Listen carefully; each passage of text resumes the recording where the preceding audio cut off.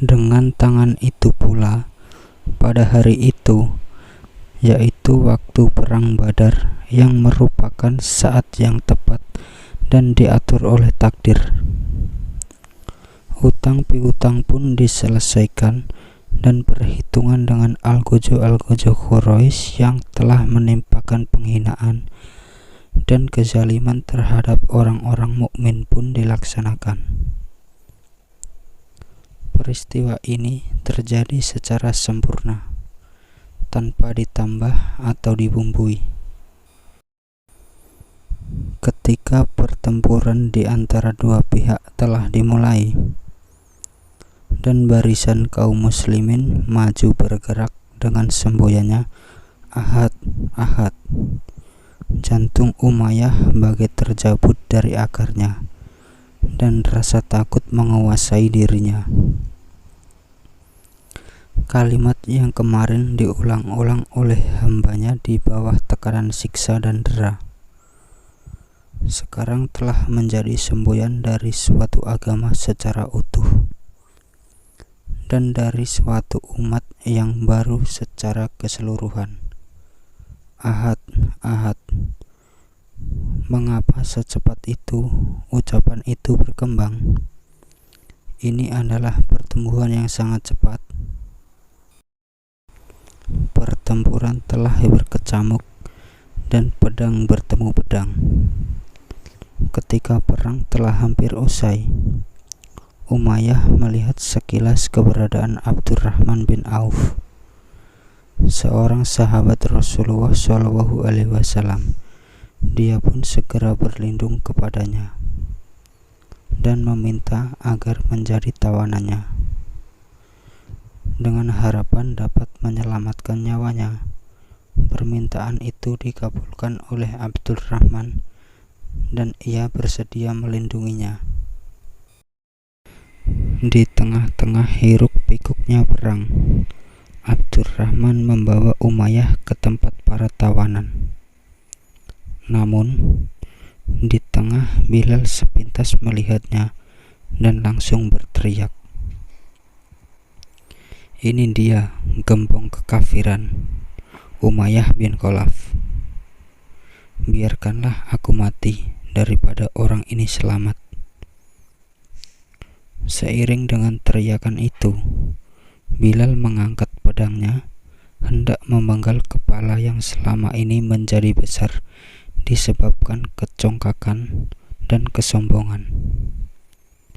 Namun Abdurrahman berkata kepadanya, "Wahai Bilal, ia tawananku." "Tawanan? Bukankah pertempuran masih berkobar dan roda peperangan masih berputar?" tanya Bilal keheranan. Bagaimana mungkin ia menjadi tawanan? Sedangkan belum lama berselang, senjatanya menghujam di tubuh kaum muslimin yang sampai sekarang masih meneteskan darahnya.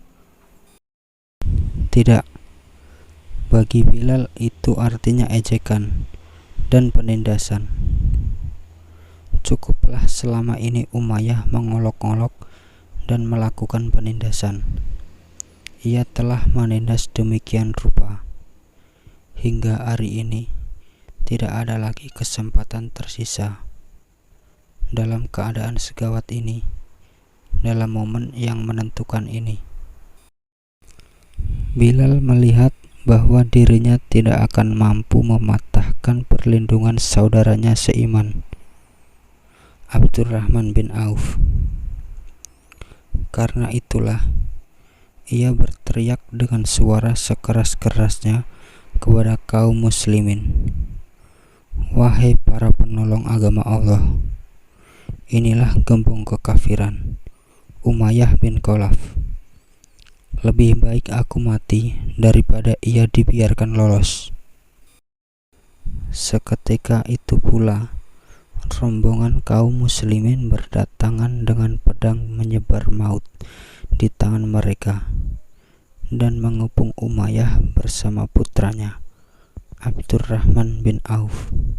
Tidak mampu berbuat apa-apa.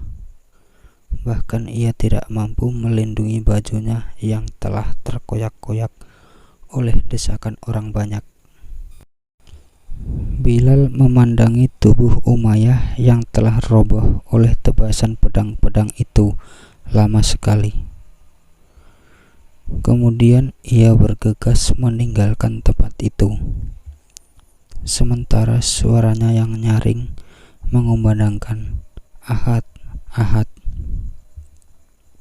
Saya pikir kita tidak perlu membahas keutamaan toleransi dari pihak Bilal dalam suasana seperti itu.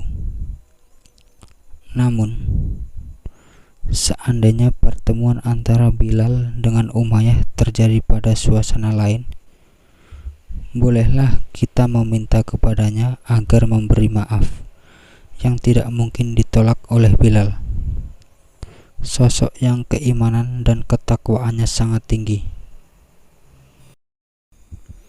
Sebagaimana kita ketahui, mereka bertemu di medan laga. Tiap-tiap pihak datang ke arena pertarungan itu dengan tujuan menghancurkan pihak lawannya. Pedang dan tombak berkelebat, para korban berguguran, dan maut merajalela berseliweran. Tiba-tiba, pada saat seperti itu, Bilal melihat Umayyah yang tidak sejengkal pun dari tubuhnya luput dari bekas kekejaman dan siksaan Umayyah.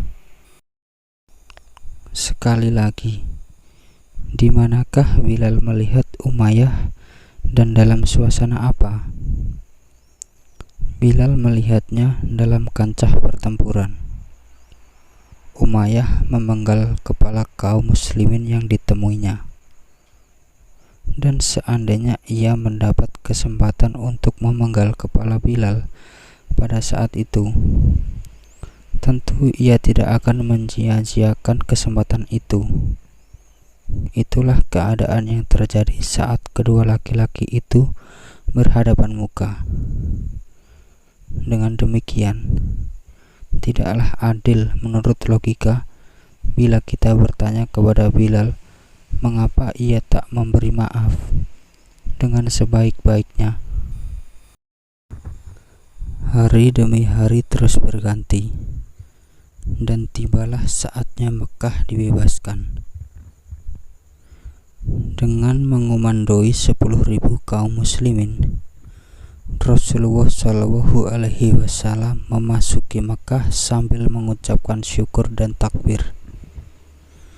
Beliau langsung menuju Ka'bah yang telah dipadati berhala oleh Quraisy dengan jumlah bilangan hari dalam setahun, yakni tidak kurang dari 360 buah berhala. Kebenaran telah datang dan kebatilan pun hancur lebur. Mulai hari itu, tidak ada lagi Lata, Uzza, dan Hubal.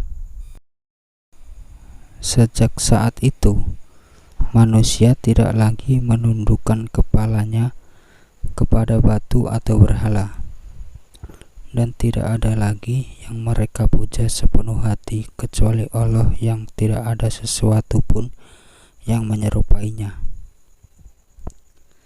Dialah Rabb yang Maha Tunggal lagi Maha Esa, Maha Tinggi, Maha Besar. Rasulullah satu-satunya memasuki Ka'bah dengan membawa Bilal sebagai teman. Baru saja masuk, beliau telah berhadapan dengan sebuah patung pahatan menggambarkan Ibrahim seni sedang berjudi dengan menggunakan anak panah. Rasulullah Shallallahu Alaihi Wasallam sangat murka. Beliau bersabda, "Semoga mereka dihancurkan Allah. Nenek moyang kita tidak pernah melakukan perjudian seperti ini. Dan Ibrahim itu bukanlah seorang Yahudi, bukan pula seorang Nasrani, melainkan seorang yang beragama suci dan seorang Muslim. dan sekali-kali bukan dari golongan musyrik.